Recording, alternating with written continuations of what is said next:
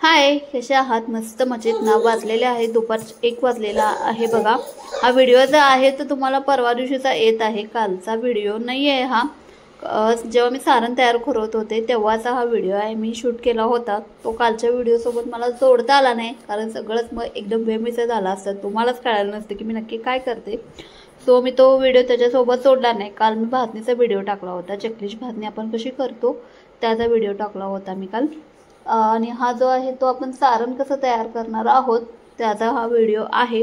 तर ॲक्च्युअलमध्ये मी सारण आधी ना खिसून घेतलं होतं, वाळलं खोबरं आणलं होतं आणि खिसून घेतलं होतं ते। पण ते काय झालं, मोठं मोठं झालं जर असं खिसणीने, थोडं खिस मोठा पडला। मग ते खिस मोठा पडल्यामुळे करंजी फुटण्याची शक्यता असते, म्हणून मी आणि थोडं जरा मिक्सरला फिरवून घेतलं होतं, बारीक बारीक करून छान मस्त बारीक करून घेतलेला आहे। बघू शकता हा खिस करण्यातच मला बराचसाच वेळ गेलेला आहे। मी 10 वाजल्यापासून करत होते आय थिंक, आणि मला वाजले होते 11। आज तारीख आहे 17 तारीख आहे। आजपासून दिवाळी सुरू झालेली आहे। माझ्या सर्व सबस्क्राईब मित्रांना, सर्वांना, सर्व माझ्या यूट्यूब फॅमिलीला दिवाळीच्या हार्दिक हार्दिक शुभेच्छा। आज वसुबारस आहे, वसुबारसच्या हार्दिक हार्दिक शुभेच्छा। असं पण का कोणाच ठाऊक असं वाटेनं झालं की दिवाळी सुरू झालेली आहे। दिवाळीसारखा पहिलाच दिवस खरंच खूप वेगळे होते आणि आत्ताचे दिवस म्हणाल तर खरंच खूप वेगळे आहेत। पहिलं खूप छान मस्त एन्जॉयफुल सगळेजण दिवाळी करायचे, आता तसं राहिलेलं नाही आहे, बदलत बदलत चाललेलं आहे। पहिला दिवाळी म्हटलं की खूप काय म्हणतात, सगळीकडे अशी हे असायची दगड, काय म्हणतात त्याला, वर्दळ वगैरे असायची। पण आता तसं राहिलेलं नाही आहे पहिल्यासारखं, काहीच वाटत नाही। माणसं फराळ पण करायचं पण करतात असं वाटतंय मला, मनापासून काहीच कोणत्याच गोष्टी आता होत नाहीत असं वाटायला लागलंय। पण माझ्या बाबतीत कधी होत नाही। दिवाळी आणि गणपती उत्सव हा माझा आवडता काय म्हणतात सण आहे आपला, महाराष्ट्र पद्धतीने जे आपण सण सेलिब्रेट करतो त्यातला म्हणाल तर मग दिवाळी आणि गणपती, मला हे 2 सण खरंच खूप आवडतात। गणपती बाप्पा पण आल्यावर मला तेवढाच आनंद होत असतो, आणि दिवाळी आल्यावरती पण। त्यानंतर मी हे सारण तयार केलेलं आहे सगळं, ते बघू शकता। कॅमेराचं स्टँड नसल्यामुळे मला एवढा सगळा प्रॉब्लेम येतो। आता ह्याच्यामध्ये काय काय मिक्स करणार आहे ते तुम्हाला दाखवते मी। तर आता हे सारण छान मी मिक्सरला ग्राइंड करून घेतलं होतं, खोबरं सगळं बारीक। त्यानंतर आता तुम्हाला हवी तेवढी पेटी साखर तुम्ही ह्याच्यात टाकू शकता। कोण कोण लिसा पिसा म्हणून भेटतं ते पण टाकतं, पण मी शक्यतो आम्ही पेटी साखरच टाकतो, कारण पेटी साखर कशी पटकन सगळ्या ह्याच्यामध्ये मिक्स होते, त्यामुळे पेटी साखरच टाकतो। पेटी साखरची काय म्हणतात, तुम्हाला जेवढ्या प्रमाणात गोड हवा आहे तेवढ्या प्रमाणात तुम्ही पेटी साखर टाकू शकता। इथं मला आत्ती सांगत होते की बघत बघत टाक, आधी बघून बघून हे करूया, जर आपल्याला वाटलं तर आणखीन टाकूया, नाहीतर नाही। तर इथं बघू शकता छान मस्त पेटी साखर टाकलेली आहे मी सारणात। तुम्ही सारणात काय काय टाकता किंवा तुम्ही सारण कसं करता ते कमेंट बॉक्समध्ये मला नक्की सांगा। पेटी साखर तुम्हाला हवी तेवढी तुम्ही टाकू शकता।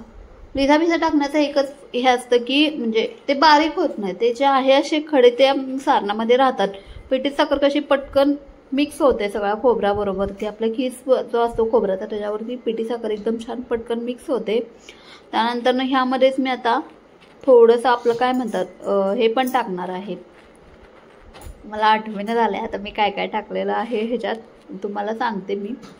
आता राहिलेलं खीस पण ह्याच्यातच टाकते, कारण दोन्ही ह्याच्यात मी जरा जरा केलं होतं ते, आधी थोडा खीस त्यानंतर पिठी साखर, परत खीस टाकलेला आहे आणि परत पिठी साखर, कारण छान मिक्स व्हायला पाहिजे ते, अशा पद्धतीने मी केलं होतं। ह्यातच आपण खसखस टाकणार आहोत, तुम्हाला मी म्हणलं मी काहीतरी विसरते तर खसखस टाकणार आहोत।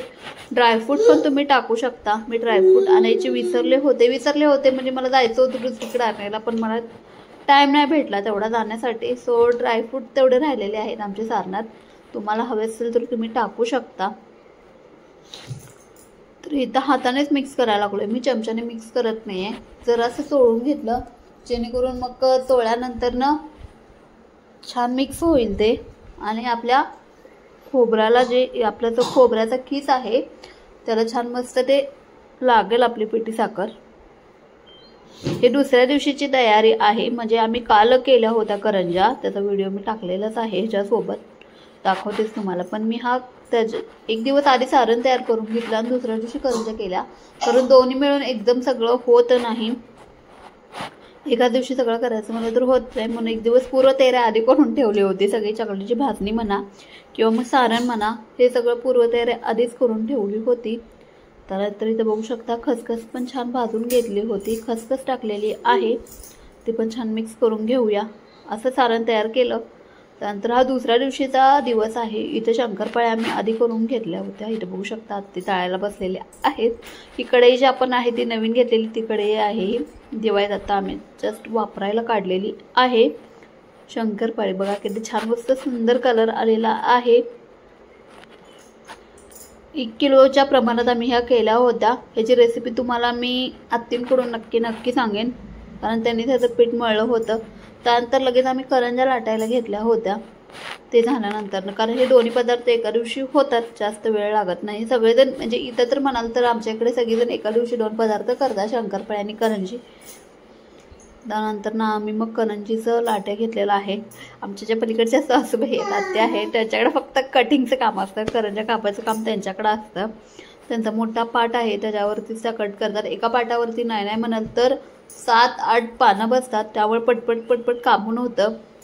आणि कसं सगळेजण म्हणून केलं की पटकन होतं.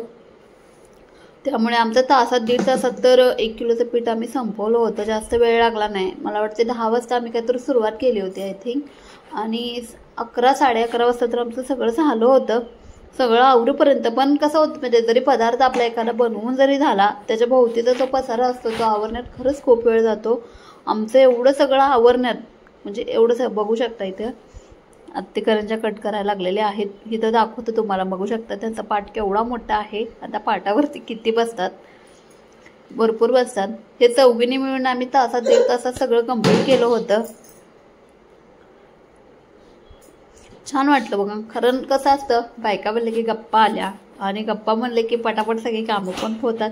निवांत असं बसून म्हणलं तर होत नाही. पण काय म्हणतात सगळ्या इथं खरं सांगते, सगळ्यांचं काही ना काहीतरी दुखतं. कोणाची कंबर दुखते, कोणाचे गुडघे दुखतात, पण तरी पण सण म्हणले की सगळे उत्साहाने करायला तयार होतात. तिथं बघू शकता एका पाट्यावरती किती बसलेलं. आत्ती लाटून देत होत्या, मी पण लाटून देत होतो. आणि फायनली अशा रीतीने आमच्या करंज्या ह्या तयार झालेल्या होत्या. सगळं आवरण्यासाठी आम्हाला बराच वेळ गेला. 12:30 वाजले होते हे सगळं आवरण्यासाठी.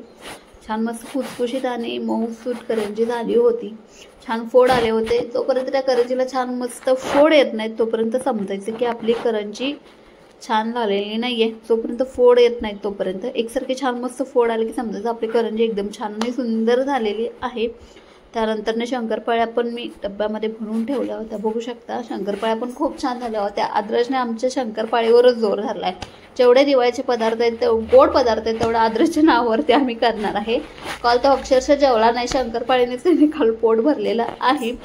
असं चला, आवडते तर खाऊ दे. व्हिडिओचा एंड मी इथंच करते. भेटूया आपण उद्याच्या ब्लॉगमध्ये. तोपर्यंत